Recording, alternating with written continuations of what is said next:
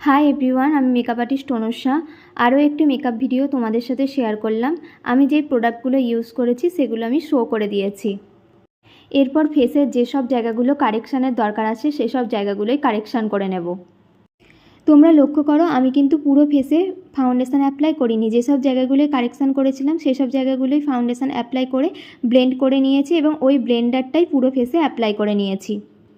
এরপর পাউডার দিয়ে লক করে হালকা করে কন্ট্রোল করে নিয়ে ব্লাশার অ্যাপ্লাই করে নিয়েছি। তারপর আই মেকআপ করেছি। আজ একটা গ্লিটারি আই মেকআপ তোমাদের সাথে শেয়ার করব। আমি যেসব কালারগুলো ইউজ করেছি সেগুলো শো করে দিয়েছি।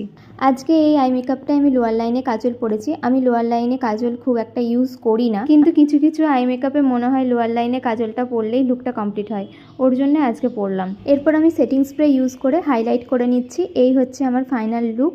তোমরা দেখে অবশ্যই কমেন্ট করে জানিও এই আই মেকআপটা তোমাদের কীরকম লেগেছে। Thank you, bye by.